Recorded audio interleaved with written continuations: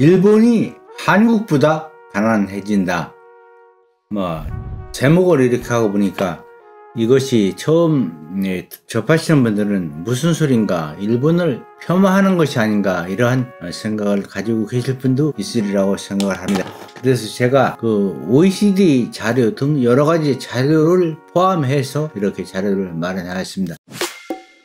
2010년 이후 일본은 무역 적자가 계속되고 있습니다. 그래서 여기 보시는 바와 같이 일본은 무역 적자가 이렇게 상당히 많이 되고 있습니다. 일본은 해외 자산이 가장 많은 나라입니다. 그래서 이자와 이 배당 수익으로다가 일본에게 이제 큰 자산이 되는데, 일본은 3조 1468억의 해외 자산을 이렇게 가지고 있습니다. 한국은 4130억입니다.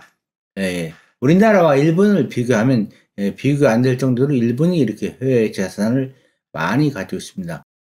그리고 이제 주요 국가 채무 비율을 한번 보도록 하겠습니다. 여기에서 이제 그러나 무역 적자가 많고 엔저 현상 및 경상수지 적자라고 제가 이제 이렇게 했는데, 여기에서 국가 채무 비율을 보면 여러분들은 놀라실 것입니다. 일본은 그 GDP OECD 평균보다 높고 GDP 대비 218.8% 이렇게 해외 부채를 지고 있습니다. 우리나라는 32.2% 됩니다. 그래서 일본에 비해서는 상당히 우리나라는 건전한, 물론 이것은 2012년 자료이긴 하지만 지금 거의 비슷합니다. 해외 부채 비율이 세계에서 최고인 나라가 일본입니다. 그리고 여기 이제 자료를 보시면 알지만 이 일본은 지금 이렇게 많은 해외에서 가장 많은 부채를 지고 있는 나라입니다. 그리고 환율 문제도 일본은 다른 나라에 비해서 불리한 그런 여건을 가지고 있습니다. 미국과 같은 수준으로 이제 환율 금리를 올리면은 일본이 좋은데, 이렇게 올리면 일본 경제가 파탄이 나게 되어 있습니다. 그래서 그렇게 올리지도 못하고 있습니다. 그래서 지금 일본은 많은 어려움에 처한 나라입니다. 유럽에 이어 일본도 마이너스 금리를 도입하는 등 추가 금융 완화에 나섰습니다. 일본 엔화는 달러당 지금 약 130엔으로 20년 만에 처음입니다. 일본은 현재 이제 마이너스 0.1%, 장기적으로는 0%가 예상되는, 실제 일본은 마이너스 금리입니다. 그래서 은행에다 돈을 맡기면 오히려 수수료를 내야 되고, 그래서 집에다가 현금을 보관하는 사람들이 많이 있습니다. 그리고 일본 엔화는 예전에는 달러 자산과 같이 가장 안전한 안전 자산으로 인식되어 있고, 국제 여러 나라에서 일본 자산은 통화 가치가 인정되는 나라의 엔화였는데, 현재는 우크라이나 침공 이후 더군다나 일본의 자산이, 일본 엔화가 많이 떨어지고 있습니다. 그래서 일본 엔화는 우크라이나 침공 이후 안전 자산 으로 인식됐던 것이, 이러한 인식이 신화가 깨졌다고 이제 신문에서도 많이 나오고 있습니다. 일본은 현재 무역 적자가 연간 약 30조 엔으로 에너지 수입으로 인해서 수입이 급감했고, 해외에 있는 자산도 이제 약 335조가 있는데 급격히 감소를 하고 있습니다. 많은 사람들이 망하던 중국 청나라 말기와 현재 일본이 같다, 이렇게 얘기를 하기도 하고, 짐 로저스는 일본에는 희망이 없다, 2020년 이렇게 발언한 것을 불러왔습니다. 일본은 성장이 정체가 되고 30년간 침체 중입니다. 일본은 현재 임금이 48,515달러인데 한국은 41,960달러입니다. 금년에 들어서 한번 통계를 보면 그러합니다. 그래서 일본보다 우리나라 임금이 더 많은 그러한 현상을 나타내고 있습니다. 예전에는 우리나라 사람들이 일본에 이제 돈 벌러 가고, 또 동남아 사람들이 우리나라에 현재 돈 벌러 오고, 중국 사람들이 돈 벌러 오듯이 그렇게 했는데, 지금은 우리나라 인건비가 더 비쌉니다. OECD 구매력 화산 근로자 1인당 임금을 한번 불러왔는데, 독일은 51,630달러, 영국은 51,270달러, 네덜란드 48,218, 스위스 46,031, 한국은 45,613, 근데 일본은 43,211, 미국은 48,557. 그러니까 우리나라 임금이 미국과 일본보다 오히려 낮다는 것이 이제 OECD 통계입니다. 그리고 일본의 대들 초임은 27,647달러인데 비해서 우리나라는 36,228달러. 그리고 GDP 대비 대입 초임을 따져보아도 일본은 우리나라의 70.4%밖에 안 되면 한국이 더 많이 이렇게 임금을 받고 있습니다.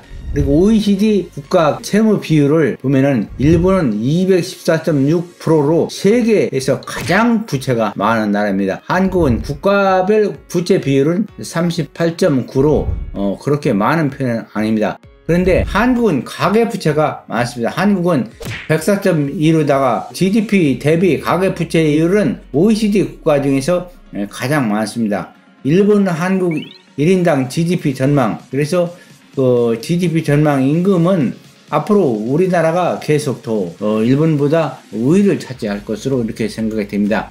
디지털 기술은 한국은 세계 8위인데 일본은 27위입니다. 한국은 전자정보를 표방해서 모든 전자 시스템을 하는데 일본은 14위입니다. 일본은 쉽게 말해서 지금도 팩스를 사용하고 모든 정부기관에서도 팩스를 사용합니다. 이거 이제 메일이나 이런 걸로 바꾸면 되는데 정부기관에서도 의회에서도 팩스로 모든 것을 처리하기 때문에 일본은 아직도 팩스가 공용화되어 있고, 그리고 이 손편지를 하는 것을 상당히 많이 사용하는 그러한 나라입니다. 그래서 아직도 이렇게 디지털화 면에서는 많이 뒤떨어져 있고, 또 일본은 검소하기도 하지만은 남들에게 폐 끼치기를 싫어하는 문화가 있습니다. 그리고 이제 세계가 변화에 따라서 새 먹거리를 찾지 못해서 일본은 1980년도 이후 지금 약 30년 동안 하락기에 있습니다. 1980년도가 일본의 최대 황금기였고, 이 당시 세계 5대 은행이 모두가 일본 거였던 그런 시절이 있었습니다. 그리고 1964년 도쿄올림픽이나 이렇게 해서 일본이 발전하게 됐고, 60년대에 소니가 이제 미국에 수출되고 세계 100대 기업 중 53개가 80년대 당시에 일본 거였습니다. 그런데 일본은 그 이후로 기고만장하다 프라자 합의 이후로다가 일본은 급 하락기에 접어들게 됩니다. 프라자 합의는 1985년 9월 20일 G5 경제 선진국 5개 재무장관이 모여서 이제 미국의 프라자 호텔에서 합의를 하게 되는데 엔화나 독일화에 대한 그 조치가 내려지게 됩니다. 그래서 그때 당시 미국 물건이 너무 비싸가지고서 팔리지가 않으니까 환율 조정을 해서 일본 환율이 대폭 조정이 되게 됩니다. 그래서 쉽게 얘기해서 1,000만 원 하던 그 자동차가 2,000만 원이 되니까 팔리지 않은 것처럼 일본이 이때서부터 이제 물건이 팔리지 않고 수출도 못하고 어려운 경제 사정에 도달하게 됩니다. 그리고 일본은 나중에 이제 서프라임 사태 이후에도 이제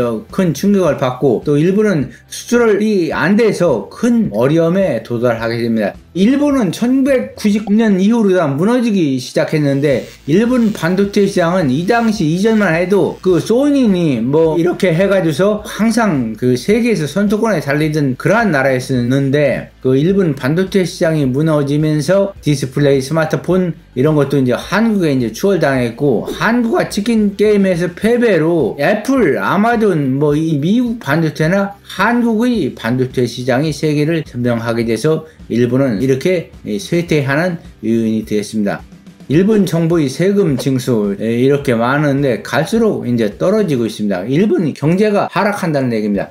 2009년 이후로다가 민주당 정권 교체한 것도 한몫을 보았다 하고, 또 센카쿠 열도 영토 분쟁으로다가 중국에서 히토류를 수출을 차단하다 일본은 이제 중국에 굴복했습니다. 그리고 후쿠시마 원전 폭발로 인해서 2만 명 이상 이재민이 났고, 이로 인해서 일본은 큰 성장에 많은 어려움을 겪게 됐고, 지금 저성장으로 일본은 계속 쇠락하고 앞으로 한국이 일본보다 더 잘 사는 그러한 시절이 올 것으로 생각을 합니다. 그래서 한국도 일본과 같이 되지 않으려면 새로운 먹거리를 찾아야 됩니다. 핀란드 노키아, 일본 소니가 망한 것처럼 우리나라도 세계 경쟁에서 떨어지면 망할 수밖에 없습니다. 그래서 우리나라는 국민이 저력있고 계속적으로 선진국으로 향할 것을 기대하고 또 기대가 됩니다. 평균임금 상승 일본은 0.4%라면 한국은 44.5%가 상승이 되었습니다. 일본은 계속 마이너스 성장을 하고 일본의 경제는 앞으로도 암울한 그런 경제가 유출됩니다.